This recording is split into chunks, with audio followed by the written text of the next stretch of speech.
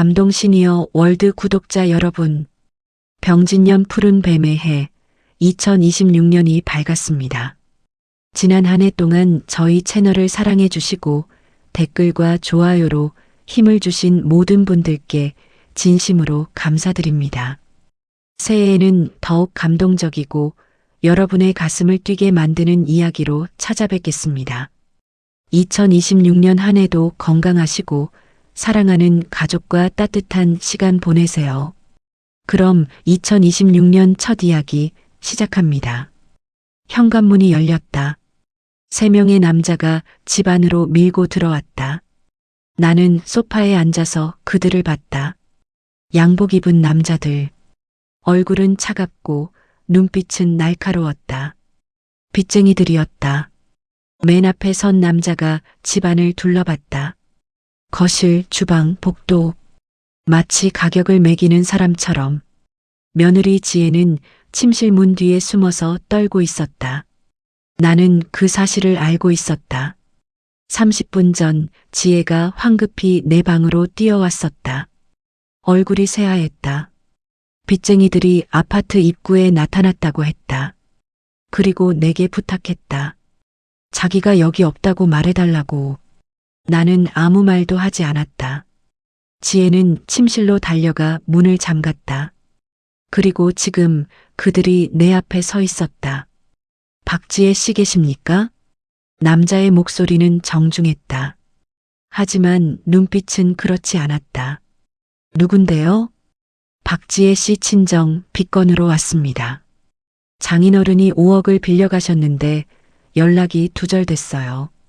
그게 저희랑 무슨 상관인데요? 며느리분도 보증 서셨습니다. 세상이 조용해졌다. 지혜가 보증을 섰다. 5억. 나는 몰랐다. 아들 준수도 몰랐을 거였다. 며느리 없어요. 친정 갔어요. 언제 돌아옵니까? 모르겠어요. 남자가 명함을 꺼냈다. 탁자 위에 던졌다. 돌아오시면 연락 주세요. 안 그러면 법적 조치 들어갑니다. 3명이 나갔다. 문이 닫혔다. 발소리가 멀어졌다. 침실 문이 열렸다. 지혜가 나왔다. 얼굴은 눈물로 범벅이었다. 어머님, 죄송해요. 나는 대답하지 않았다. 명함을 집어들었다. 채권 추심 전문이라는 글자가 선명했다. 보증 선거 준수는 알아? 지혜가 고개를 저었다. 왜 섰어? 아버지가 사업 살리려면 돈이 필요하다고. 제 이름만 빌려달라고. 바보같이. 죄송해요. 지혜가 무릎을 꿇었다. 나는 지혜를 일으켜 세웠다. 일어나. 무릎 꿇는다고 해결돼? 어머님, 어떡해요? 모르겠어. 내가 한 일이잖아. 지혜가 흐느꼈다. 나는 지혜를 보고 있었다. 7년 전 이 집에 시집 왔을 때가 떠올랐다. 그때는 웃고 있었다. 순수해 보였다.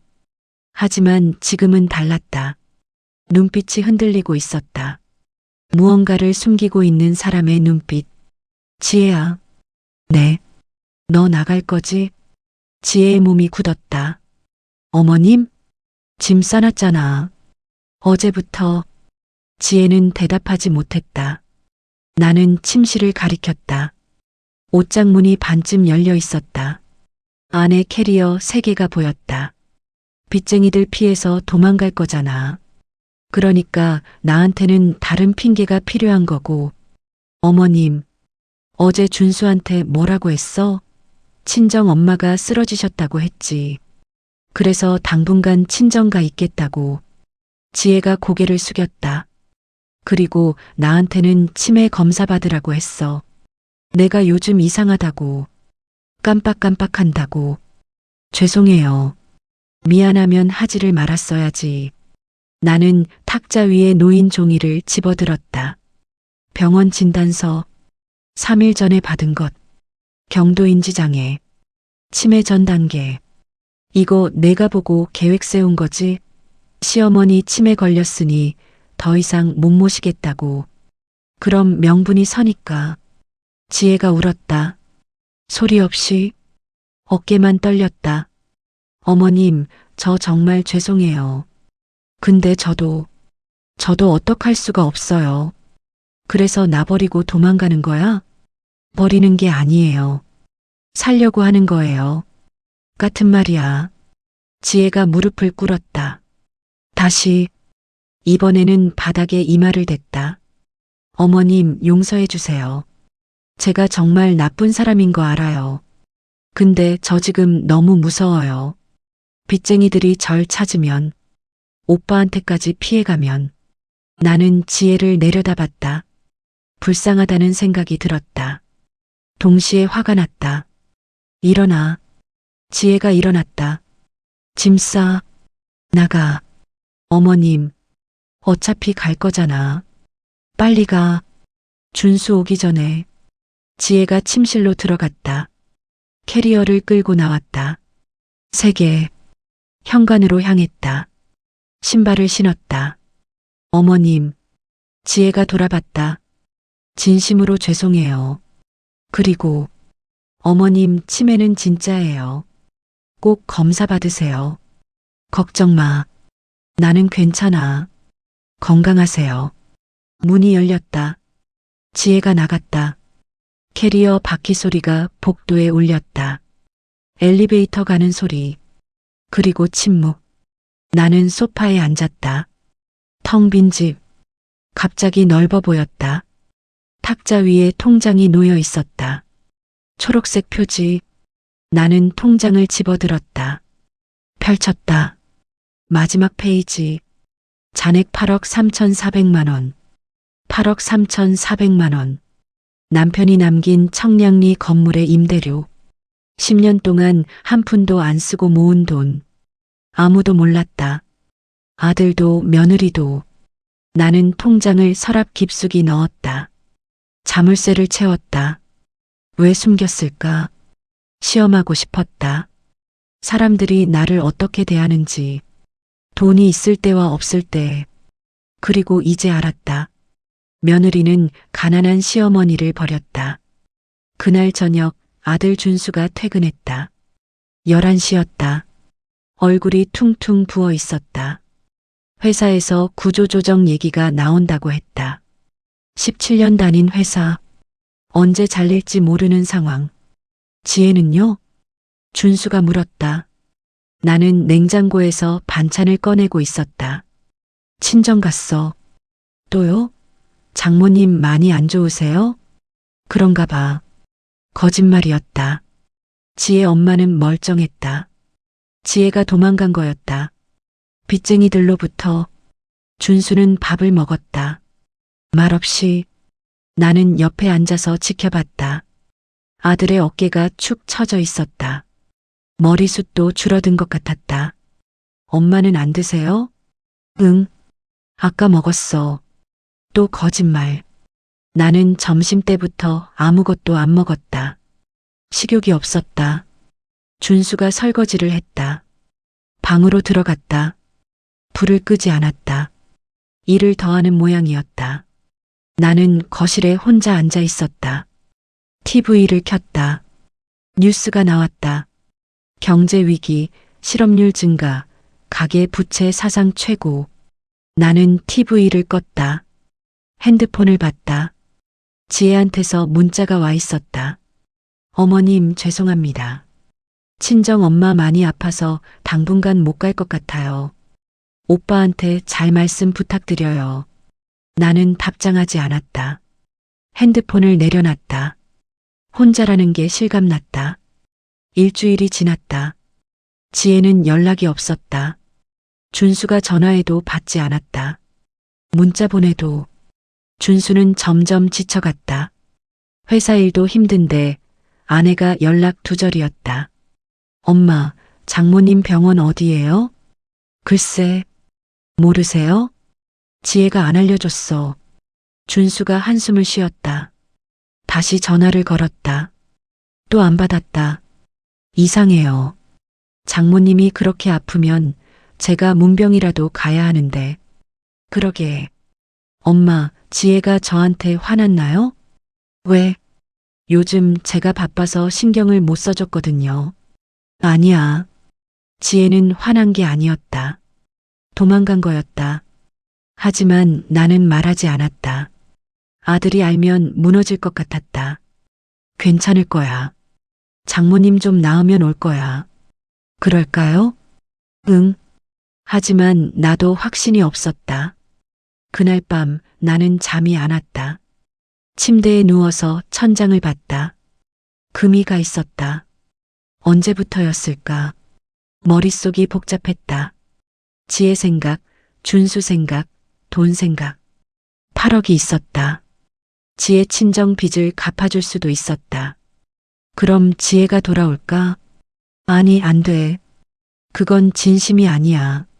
나는 눈을 감았다. 하지만 잠은 오지 않았다. 새벽 3시 화장실에 갔다. 돌아오는 길에 거실을 지나는데 준수 방에 불이 켜져 있었다. 아직도 일하고 있었다. 문을 두드렸다. 준수야. 네, 엄마.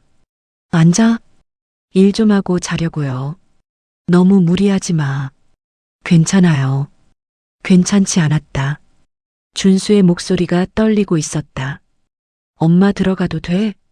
네. 나는 방으로 들어갔다. 준수는 책상 앞에 앉아 있었다. 노트북 화면이 켜져 있었다. 이력서를 쓰고 있었다. 이력서? 네. 혹시 모르니까 미리 준비하는 거예요. 회사에서 뭐래? 다음 주에 구조조정 명단 나온대요. 너 들어가면 어쩌려고? 모르겠어요. 재취업 알아봐야죠. 준수의 눈이 충혈되어 있었다. 며칠 동안 제대로 못 잔 것 같았다. 준수야. 네. 엄마가 도와줄 수 있는 거 있어? 없어요. 엄마는 쉬세요. 나 일할 수 있어. 엄마 나이에 무슨 일을 해요. 식당이든 뭐든. 안 돼요. 준수가 고개를 저었다. 엄마, 전 괜찮아요. 걱정하지 마세요. 하지만 괜찮지 않았다. 준수는 무너지고 있었다. 나는 방을 나왔다. 침대에 누웠다. 눈물이 났다. 돈이 있는데 쓸 수가 없었다. 시험 때문에. 바보 같은 시험. 열흘째 되던 날 병원에 갔다. 지혜가 하라던 치매 검사. 사실 나도 이상했다. 최근 들어 깜빡하는 일이 잦았다. 가습을 켜놓고 나간 적이 4번. 약 먹는 걸 잊어버린 적이 셀 수 없이 많았다. 신경과 대기실은 노인들로 가득했다. 휠체어, 지팡이, 보호자. 나는 그들 사이에 앉았다. 내 미래를 보는 것 같았다. 검사는 2시간 걸렸다. MRI, 인지 테스트, 혈액 검사. 일주일 후 결과가 나왔다. 경도인지장애입니다. 알츠하이머 초기로 진행될 가능성이 높습니다. 의사의 말이 귀에 들어왔다. 세상이 멈춘 것 같았다. 치료는 안 되나요? 완치는 어렵습니다. 진행 속도를 늦추는 약은 있어요. 얼마나 늦출 수 있어요? 사람마다 다릅니다. 5년 걸릴 수도 있고 10년 걸릴 수도 있어요. 그럼 결국엔 네, 기억을 잃게 됩니다. 나는 병원을 나왔다. 다리가 후들거렸다. 벤치에 앉았다. 공원이었다. 아이들이 뛰어놀고 있었다. 엄마들이 옆에서 지켜보고 있었다. 나도 저랬었다. 준수 어렸을 때 공원에서 놀게 하고 옆에서 지켜봤었다. 이제 그 기억도 사라질 거였다. 핸드폰이 울렸다. 준수였다. 엄마, 병원 다녀오셨어요? 응. 결과 어때요? 별거 아니래. 나이 들면 다 그런 거래. 거짓말이었다. 하지만 아들을 걱정시키고 싶지 않았다. 다행이네요. 엄마, 저 오늘 회식이에요. 늦을 것 같아요. 그래. 조심해. 전화를 끊었다. 나는 벤치에 한참을 앉아 있었다. 해가 졌다. 가로등이 켜졌다. 사람들이 집으로 돌아갔다. 나도 일어났다. 집으로 향했다. 길이 익숙했다. 40년 동안 산 동네. 하지만 가끔 헷갈렸다. 어느 골목으로 가야 하는지. 집에 도착했다. 불을 켰다. 텅 비어 있었다. 냉장고를 열었다. 반찬 몇 개. 김치, 계란. 나는 라면을 끓였다. 혼자 먹는 저녁. TV를 켰다. 드라마가 나왔다. 내용이 이해가 안 됐다. 등장인물이 누군지, 무슨 얘기를 하는지. TV를 껐다. 조용했다. 너무 조용했다. 한 달이 지났다. 지혜는 여전히 소식이 없었다. 준수는 구조조정에서 살아남았다. 하지만 대신 월급이 20% 삭감됐다. 엄마, 미안해요. 생활비 조금 줄여야 할 것 같아요. 괜찮아. 나 돈 안 쓰니까. 지혜가 돌아오면 나아질 텐데. 준수의 목소리가 작아졌다. 이제는 지혜가 돌아올 거라는 확신도 없어 보였다. 나는 구청에 갔다. 요양보호사를 신청했다. 혼자 있기가 무서웠다. 깜빡하는 일이 늘어났다. 아침에 약을 먹었는지 기억이 안 났다. 현관문을 잠갔는지도 헷갈렸다. 일주일 후 요양보호사가 왔다. 50대 여자. 이름은 김순애. 안녕하세요, 어르신. 순애 씨는 친절했다. 집을 청소하고 반찬을 만들고 이야기 상대가 되어줬다. 일주일에 3번. 월수금. 어르신, 가족은요? 아들 있어요. 며느리는요? 없어요. 아이고. 순애 씨가 안쓰러운 표정을 지었다. 요즘 그런 며느리 많아요. 시어머니 힘들면 도망가는. 그런가요? 네. 제가 돌보는 어르신 중에 절반이 그래요. 순애 씨 덕분에 집은 깨끗해졌다. 밥도 제때 먹었다. 하지만 외로움은 여전했다. 어느 날 또 길을 잃었다. 슈퍼에 갔다가 집으로 오는 길. 평생 걸어 다니던 길인데 헷갈렸다. 30분을 헤맸다. 지나가는 사람한테 물어서 겨우 집을 찾았다. 집에 와서 울었다. 무서웠다. 내가 무서웠다. 핸드폰이 울렸다. 준수였다. 엄마, 저 오늘 야근이에요. 그래. 혼자 괜찮으세요? 괜찮아. 거짓말이었다. 괜찮지 않았다. 전화를 끊었다. 나는 소파에 앉았다. 창밖을 봤다. 어두워지고 있었다. 통장을 꺼냈다. 8억. 이 돈으로 뭘 할 수 있을까? 요양원? 간병인? 아니면 지혜를 다시 데려올까? 아니, 안 돼. 그건 진심이 아니야. 나는 통장을 다시 넣었다. 그날 밤 나는 꿈을 꿨다. 남편이 나왔다. 여보. 응. 힘들지? 응. 힘들어. 그럼 돈 써. 내가 남긴 거잖아. 쓸 수가 없어. 왜? 시험하고 있어. 사람들이 날 어떻게 대하는지. 남편이 한숨을 쉬었다. 여보, 그런 시험 그만해. 내가 너무 힘들잖아. 조금만 더 언제까지? 모르겠어. 남편이 사라졌다. 나는 눈을 떴다. 새벽이었다. 2달째 되던 날 빚쟁이들이 다시 나타났다. 초인종이 울렸다. 오전 10시. 순애 씨가 온 날이었다. 문을 열었다. 지난번 그 남자들이었다. 박지혜 씨 돌아오셨습니까? 아니요. 아직도 연락 안 됩니까? 네. 남자가 서류를 꺼냈다. 그럼 이거 전달해 주세요. 법원 출석 통지서입니다. 법원? 네. 박지혜 씨가 보증선 빚건으로 소송 들어갔습니다. 나는 서류를 받았다. 손이 떨렸다. 언제까지 갚아야 해요? 한 달 안에 5억 전액 상환하시거나 법정에서 결정됩니다. 5억이요? 네. 원금의 이자 포함해서요. 남자들이 돌아갔다. 나는 서류를 들고 소파에 앉았다. 5억. 지혜가 보증선 돈. 순애 씨가 다가왔다. 어르신, 무슨 일이세요? 며느리가 빚 보증을 섰대요. 세상에. 5억이래요. 순애 씨가 혀를 찼다. 어르신, 그거 며느리 빚이에요. 신경 쓰지 마세요. 근데 우리 아들이. 아드님은 상관없어요. 며느리 개인 빚이니까. 그래도 나는 서류를 봤다. 박지혜. 내 며느리. 7년 동안 같이 산 사람. 그날 저녁 준수한테 말했다. 준수야, 지혜가 빚 보증 섰대. 준수의 얼굴이 하얗게 변했다. 뭐라고요? 5억. 내 장인어른 빚. 그게 무슨 소리예요? 나는 법원 통지서를 건넸다. 준수가 읽었다. 손이 떨렸다. 이게 진짜예요? 빚쟁이들이 왔어.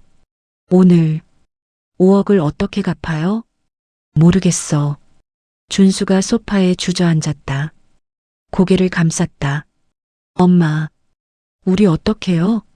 지혜한테 연락해봐. 준수가 전화를 걸었다. 이번에는 받았다. 지혜야. 오빠, 너 지금 어디야? 친정이야. 빚보증 선거 진짜야? 침묵이 흘렀다. 응.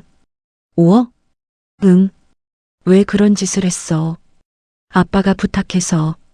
그래도 5억을 나한테 말이라도 했어야지. 말하면 오빠가 반대할 거 알았어.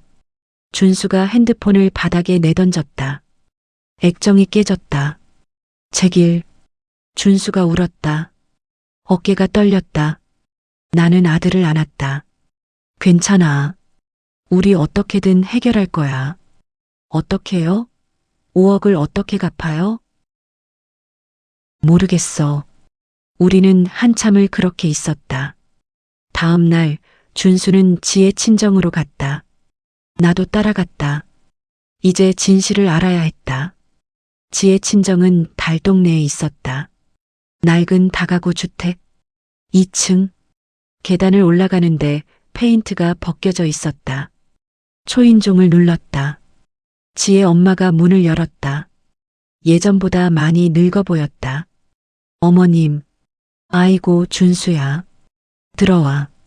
집안은 어두웠다. 가구들이 거의 없었다. 팔아치운 것 같았다. 장인어른은요? 술 먹으러 나갔어. 거짓말 같았다. 도망 다니는 것 같았다. 어머님, 지혜 어디 있어요? 방에 있어. 지혜가 방에서 나왔다. 얼굴이 야윈 것 같았다. 오빠, 어머님, 지혜야, 우리 얘기 좀 하자. 우리는 거실에 앉았다. 지혜 엄마가 차를 내왔다. 손이 떨리고 있었다. 지혜야, 솔직하게 말해. 보증 선거 맞지? 응. 왜? 아빠가 사업하는데 돈이 필요하다고. 제 이름만 빌려달라고. 그래서 5억을? 지혜가 고개를 숙였다. 미안해. 미안하다고 끝나? 오빠, 저도 어떡할 수가 없었어. 그럼 나한테 말을 했어야지. 말하면 반대할 거 알았잖아. 당연히 반대하지. 5억을 누가 갚아? 지혜가 울었다. 지혜 엄마도 울었다. 준수야, 미안해. 우리가 잘못했어. 장인어른은 어디 계세요? 책임지셔야죠. 책임을 어떻게 져? 우린 가진 게 없어. 그럼 우리 보고 5억을 갚으라고요? 미안해. 지혜 엄마가 바닥에 절을 했다. 나는 그 모습을 보고 있었다. 한심했다. 동시에 불쌍했다. 지혜야. 내가 입을 열었다. 네, 어머님. 너 우리한테 돌아올 거야? 지혜가 나를 봤다. 눈빛이 흔들렸다. 돌아가고 싶어요. 근데 빚쟁이들이 무서워요. 그래서 우리한테 떠넘기는 거야? 아니에요. 전 진짜 뭐? 지혜가 대답하지 못했다. 나는 일어났다. 준수야, 가자. 엄마, 여기 더 있어봤자 소용없어. 우리는 집을 나왔다. 지혜 엄마가 뒤따라 나왔다. 사돈, 사돈. 나는 돌아보지 않았다. 계단을 내려갔다. 준수가 따라왔다. 엄마 어떡해요? 모르겠어. 5억을 우리가 갚아야 해요? 법적으로는 며느리 빚이니까 상관없어. 근데 지혜가 못 갚으면 결국 우리한테 피해 올 거야. 준수가 한숨을 쉬었다. 엄마, 저 정말 못났어요. 아내 하나 제대로 못 챙기고 내 잘못 아니야. 맞아요. 제 잘못이에요. 준수가 울먹였다. 나는 아들의 어깨를 두드렸다. 괜찮아. 우리 어떻게든 살아남을 거야. 하지만 속으로는 무서웠다. 정말 어떻게 해야 할지 모르겠었다.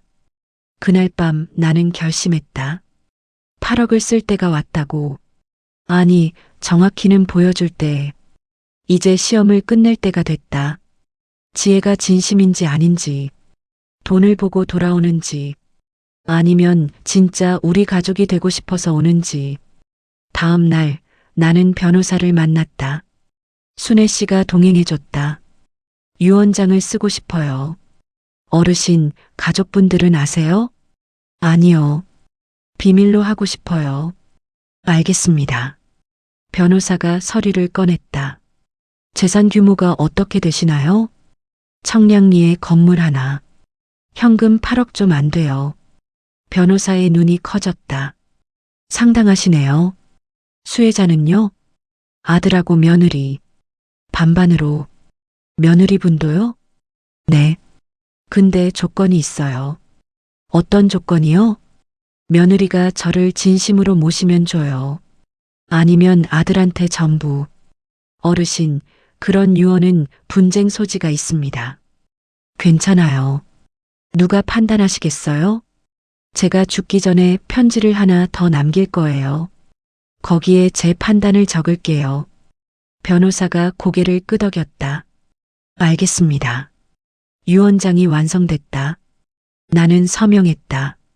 이제 며느리를 시험해 볼 거예요. 어떻게요? 돈이 있다는 걸 보여줄 거예요. 그리고 며느리가 어떻게 나오는지 볼 거예요. 변호사가 난처한 표정을 지었다. 어르신, 제 개인적인 의견인데요. 그런 시험은 위험할 수 있어요. 알아요. 근데 해야겠어요. 진짜 가족이 누군지 알고 싶어요. 알겠습니다. 나는 변호사 사무실을 나왔다. 순애 씨가 물었다. 어르신, 정말 하실 거예요? 네. 며느리분이 돌아오면 좋겠네요. 진심으로 돌아오면 좋겠어요. 돈 때문이 아니라. 그럴 거예요. 순애 씨는 믿음이 있었다. 나는 없었다. 그날 저녁 준수한테 말했다. 준수야. 네, 엄마. 너한테 줄 게 있어. 뭔데요? 나는 통장을 꺼냈다. 준수한테 건넸다. 준수가 펼쳤다. 눈이 점점 커졌다. 엄마, 이게 내 아버지가 남긴 거야. 8억? 청량리에 건물 있어. 그거 임대료 모은 거야. 준수가 나를 봤다. 믿을 수 없다는 표정이었다. 엄마, 왜 이제 말씀하세요? 때가 됐으니까. 무슨 때요? 지혜 친정 빚을 갚아줄 때. 준수가 통장을 돌려줬다. 엄마, 저 이거 못 받아요. 왜? 이건 엄마 거예요. 너 주려고 모은 거야. 그래도 전 못 받아요. 준수야. 나는 아들의 손을 잡았다. 이걸로 지혜 친정 빚을 갚아. 그리고 지혜를 다시 데려와. 엄마. 내가 행복해야 엄마가 행복해. 준수가 울었다. 엄마 고마워요. 고맙긴. 당연한 거지. 하지만 속으로는 다르게 생각하고 있었다. 이제 지혜를 시험할 거였다. 돈을 보고 돌아오는지 아니면 진심으로 오는지. 다음 날 준수는 지혜한테 연락했다. 지혜야, 나 준수야. 오빠, 무슨 일이야? 만나자. 할 얘기가 있어. 무슨 얘기? 만나서 할게. 내 친정 근처 카페로 올래? 1시간 후 그들은 만났다. 준수가 나한테 전화했다. 엄마, 지혜 만났어요. 그래. 뭐래? 제가 빚 갚아주겠다고 했어요. 뭐래? 울어요. 계속 울고 있어요. 그래서 돌아온대요. 빚만 갚아주면 돌아온대요. 나는 핸드폰을 꽉 쥐었다. 역시 지혜는 돈을 보고 돌아오는 거였다. 그래. 데려와. 근데 엄마, 왜? 제가 진짜 잘하는 건가요? 돈으로 아내를 사는 게 내가 행복하면 됐어. 알겠어요. 전화를 끊었다. 나는 창밖을 봤다. 이제 진짜 시험이 시작됐다. 3일 후 지혜가 돌아왔다. 짐은 예전 그대로. 캐리어 3개. 현관문이 열렸다. 지혜가 들어왔다. 어머님. 나는 소파에 앉아서 지혜를 봤다. 2달 만이었다. 얼굴이 야위어 있었다. 눈밑이 거무스름했다. 들어와. 다녀왔어요. 지혜가 고개를 숙였다. 나는 대답하지 않았다. 어머님, 정말 죄송해요. 뭐가? 제가 빚 때문에 도망갔잖아요. 알아. 그리고 돈 때문에 다시 왔어요. 나는 지혜를 봤다. 솔직했다. 적어도 거짓말은 안 했다. 그래. 어머님, 저 정말 나쁜 사람이에요. 알아요. 알면 됐어.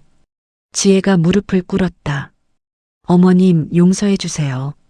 일어나. 어머님, 일어나라고. 무릎 꿇는다고 해결되는 거 아니야. 지혜가 일어났다. 눈물을 닦았다. 지혜야. 네. 너 진심이야? 네.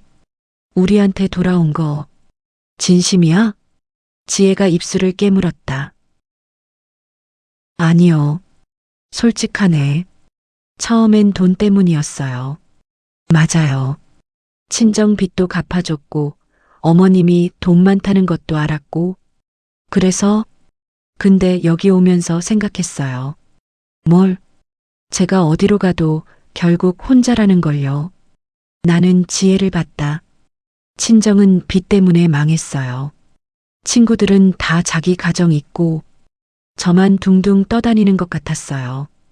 그래서 여기 온 거야? 네. 여기라도 있고 싶었어요. 돈 때문에? 지혜가 고개를 저었다. 처음엔 그랬어요. 근데 오면서 깨달았어요. 오빠가 보고 싶었어요. 나는? 어머님도요. 거짓말 같았다. 하지만 지혜의 눈빛은 흔들리고 있었다. 진짜일 수도 거짓일 수도. 지혜야. 네. 나 너 안 믿어. 알아요. 근데 준수 때문에 받아줄 거야. 고마워요. 고맙지 마. 이건 준수 때문이야. 내 때문이 아니야. 알겠어요. 그리고 지혜야. 네. 이제부터 연기해. 네. 준수 앞에서는 진심으로 날 대하는 것처럼 연기해. 준수 행복하게 해줘. 지혜가 눈물을 흘렸다. 어머님, 제가 정말 나쁜 사람이네요. 이제 알았어? 네. 알았어요. 그럼 됐어. 연기나 잘해. 노력할게요. 지혜가 방으로 들어갔다. 짐을 풀었다. 나는 거실에 혼자 앉아 있었다. 이제 게임이 시작됐다. 지혜가 진심을 보일지 끝까지 연기할지 나는 지켜볼 거였다. 1달이 지났다. 겉으로 보면 모든 게 정상이었다. 준수는 출근했다. 지혜는 집안일을 했다. 나는 치매 약을 먹었다. 하지만 나는 알고 있었다. 지혜가 연기하고 있다는 걸. 밥을 차려줬다. 약을 챙겨줬다. 말을 건넸다. 하지만 눈빛은 차가웠다. 준수가 없을 때의 눈빛은 어느 날 지혜가 친구와 전화하는 걸 들었다. 방문 틈으로. 응, 나 다시 왔어. 어쩔 수 없잖아. 시어머니가 돈 많대. 8억. 친정 빚도 갚아줬어. 그냥 참고 사는 거지. 시어머니? 치매야. 점점 심해지고 있어. 힘들어 죽겠어. 근데 돈 생각하면 참아야지. 나는 문 뒤에 서서 듣고 있었다. 가슴이 아팠다. 역시 지혜는 변하지 않았다. 그날 밤 나는 또 유언장을 생각했다. 조건부. 며느리가 진심이면 반을 줘요. 아니면 아들한테 전부. 지금까지 본 걸로는 지혜한테 줄 필요가 없었다. 하지만 조금만 더 기다려보기로 했다. 혹시 모르니까. 2달째 사건이 터졌다. 준수가 퇴근길에 교통사고를 당했다. 다행히 크게 다치지는 않았다. 다리 골절. 1달 입원. 병원에서 전화가 왔다. 최명순 씨 맞으십니까? 네. 아드님 박준수 씨가 사고 나셨습니다. 심장이 멎었다. 어디예요? 병원 응급실입니다. 나는 택시를 탔다. 지혜한테 전화했다. 지혜야, 준수가 사고 났어. 네. 병원으로 와. 지금 갈게요. 병원 응급실. 준수가 침대에 누워 있었다. 다리에 깁스, 얼굴에 상처. 준수야, 엄마 괜찮아요. 크게 안 다쳤어요. 의사가 설명했다. 다리 골절, 1달 입원, 수술 필요. 지혜가 달려왔다. 얼굴이 새하얗게 질려 있었다. 오빠, 지혜야. 지혜가 준수를 안았다. 울었다. 이번에는 진짜 눈물 같았다. 오빠 무서웠어. 괜찮아. 나 괜찮아. 오빠. 지혜가 한참을 울었다. 나는 그 모습을 봤다. 연기가 아닌 것 같았다. 진짜 걱정하는 것 같았다. 그날 밤 지혜와 나는 병원 복도에 앉아 있었다. 준수는 수술실에 있었다. 어머님. 응. 오빠 괜찮을까요? 괜찮을 거야. 의사가 그랬어. 저 무서워요. 뭐가? 오빠 잃을까봐. 나는 지혜를 봤다. 눈빛이 진지했다. 지혜야. 네. 너 준수 사랑해? 지혜가 고개를 끄덕였다. 사랑해요. 돈 때문에 온 거 아니었어? 처음엔 그랬어요. 근데 오빠 다쳤다는 소리 듣는 순간 알았어요. 제가 오빠를 정말 사랑한다는 걸. 눈물이 흘렀다. 진짜 같았다. 어머님, 저 변할 수 있을까요? 모르겠어. 내 마음 아니겠어? 변하고 싶어요. 진짜로 이 가족이 되고 싶어요. 말만. 아니에요. 진심이에요. 지혜가 내 손을 잡았다. 어머님, 기회 주세요. 제가 증명할게요. 나는 지혜의 손을 봤다. 떨리고 있었다. 알았어. 기회 줄게. 마지막. 고마워요, 어머님. 수술이 끝났다. 성공적이었다. 준수는 회복실로 옮겨졌다. 우리는 준수 침대 옆에 앉아 있었다.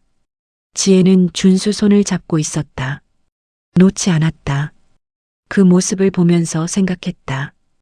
혹시 지혜가 진짜 변하는 걸까? 3달째 지혜는 변했다. 아니, 변하려고 노력했다. 매일 병원에 왔다. 준수를 돌봤다. 나한테도 더 자주 연락했다. 어머님, 약 드셨어요? 응. 밥은요? 먹었어. 혼자 괜찮으세요? 괜찮아. 지혜의 목소리가 달라져 있었다. 차갑지 않았다. 따뜻했다. 준수가 퇴원했다. 1달만 목발을 짚고 있었다. 조심해. 지혜가 준수를 부축했다. 집까지, 방까지, 침대까지. 오빠 편하게 있어. 고마워, 지혜야. 당연한 거지. 지혜는 준수를 극진히 돌봤다. 밥을 해주고 약을 챙기고 씻겨주고 그리고 나도 돌봤다. 어머님 산책 가요. 괜찮아. 아니에요. 가요. 우리는 공원에 갔다. 벤치에 앉았다. 어머님, 응? 제가 많이 변했죠? 글쎄, 아직도 안 믿으세요? 시간이 필요해. 얼마나요? 모르겠어. 지혜가 한숨을 쉬었다. 어머님, 전 진심이에요. 이제, 그래. 네. 처음엔 돈 때문이었어요. 맞아요. 근데 오빠 사고 나고 나서 깨달았어요. 뭘? 가족이 얼마나 소중한지요. 나는 지혜를 봤다. 눈빛이 맑았다. 지혜야. 네. 나 너 시험했어. 알아요. 언제부터 알았어? 처음부터요. 어머님이 돈 있다는 거 알았을 때부터요. 그래도 돌아왔네. 네. 돌아오고 싶었어요. 왜? 여기가 제 집이니까요. 나는 고개를 끄덕였다. 알았어. 이제 믿을게. 진짜요? 응. 내가 증명했어. 지혜가 울었다. 나를 안았다. 어머님, 고마워요. 고맙긴 내가 고맙지. 우리는 한참을 안고 있었다. 6개월이 지났다. 나는 유언장을 수정했다. 선생님, 조건 빼주세요. 네. 며느리한테 반 줘요. 조건 없이. 확실하세요? 네. 그 애가 증명했어요. 알겠습니다. 유언장이 수정됐다. 아들과 며느리에게 반반. 조건 없이. 그리고 편지를 하나 더 썼다. 지혜한테 주는 편지. 지혜에게 너 처음에는 돈 때문에 왔지. 나도 알아. 하지만 나중에는 진심으로 우리 가족이 되려고 노력했어. 그것도 알아. 사람은 변할 수 있어. 내가 증명했어. 고마워. 준수 곁에 있어줘서. 고마워. 나를 안 버려줘서. 행복해라. 준수랑 오래오래. 사랑한다. 시어머니 드림. 편지를 봉투에 넣었다. 변호사한테 맡겼다. 제가 죽으면 이거 지혜한테 주세요. 알겠습니다. 1년 후 나는 세상을 떠났다. 치매가 급속도로 진행됐다. 마지막 3개월은 아무것도 기억하지 못했다. 준수도 지혜도.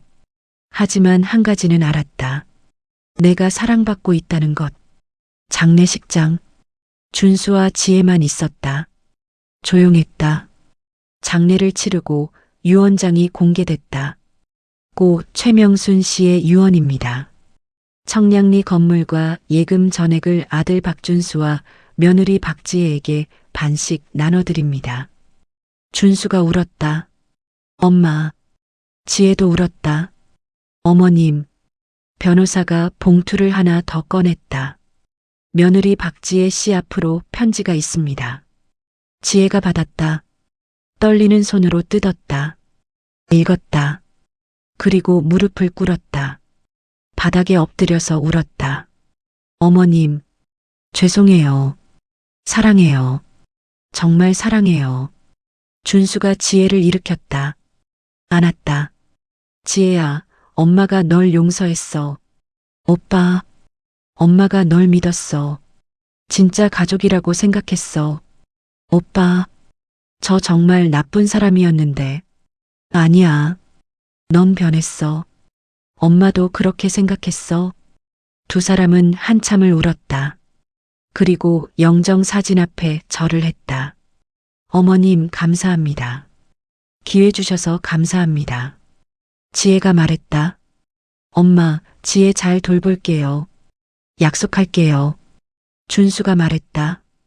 영정 사진 속 나는 웃고 있었다.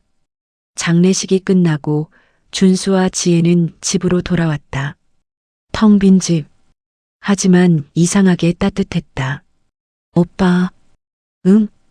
우리 어머님 같은 부모 되자. 무슨 말이야? 자식한테 진심이 뭔지 알려주는 부모. 준수가 고개를 끄덕였다. 그래. 그러자. 오빠 사랑해. 나도 사랑해. 두 사람은 안았다. 창밖으로 해가 지고 있었다. 노을이 붉었다. 그들은 깨달았다. 가족이란 피가 아니라 선택이라는 것을, 진심을 주고받는 것이라는 것을, 그리고 시간이 증명하는 것이라는 것을. 돈으로 시작된 관계도 진심으로 끝날 수 있습니다. 사람은 변할 수 있습니다. 기회만 있다면. 오늘도 가족을 위해 노력하시는 모든 분들께, 그리고 두 번째 기회를 받은 모든 분들께 응원을 보냅니다. 2026년 따뜻한 한 해 되세요.